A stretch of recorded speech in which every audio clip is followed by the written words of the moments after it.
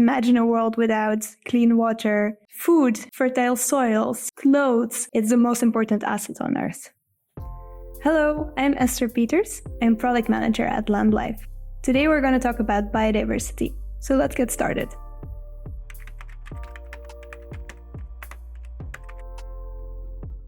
Biodiversity really is the variety of life on Earth. That means all plants, all animals, also all microorganisms such as fungi and bacteria. Biodiversity really underpins many of the ecosystem services that we depend on. Imagine a world without clean water, food, fertile soils, clothes. All of that is what biodiversity gives us. It's the most important asset on Earth.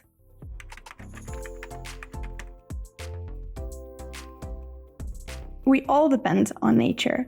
That means our economic system, our businesses also depend on it. The World Economic Forum estimated that $44 trillion of the global economy is highly or moderately dependent on nature. But the other half is probably dependent on that first half. So in the end, we all are.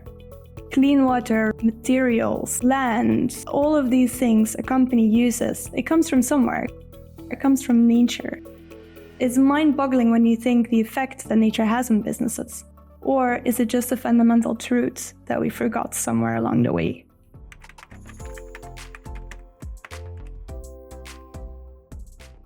At LandLife, we restore nature. We do this in 3 hubs, in Iberia, in North America, and in Australia, next to a few smaller locations. We also continuously innovate. For example, with bioacoustic recordings, you could get a measure of the species that are present on the site by the sounds that they make. On our restoration sites, we already apply technology to do the reforestation or nature restoration. In addition to measure biodiversity, we use a set of different metrics to get an idea of the story that biodiversity tells us on this site. We always send experts out in the field to really understand what is happening there. We use environmental DNA, or eDNA for short, to understand what is happening beneath our feet in the soil. We also add onto it remote sensing analysis, which is the use of satellite imagery to understand how nature is developing over time.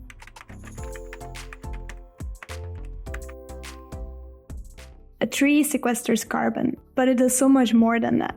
How cool would it be if on your nature restoration site, you would be able to understand the broader impact that this restoration is having? And that can happen through biodiversity measurement. What can you use it for? For example, in nature reporting, to make nature claims, to really get assurance of the quality of the carbon capture solutions that you're purchasing, or even to track against nature targets.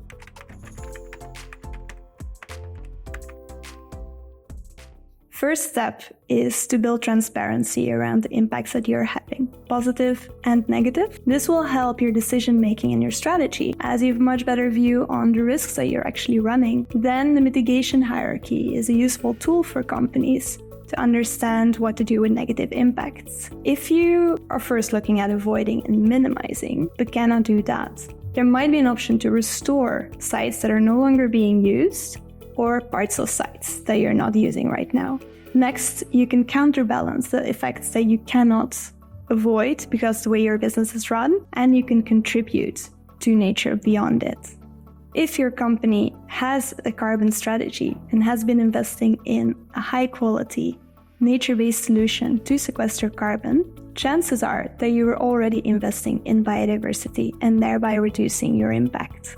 And if you haven't yet, there's no better moment to start than today. If you'd like to learn more about anything we've discussed today, visit us at landlifecompany.com.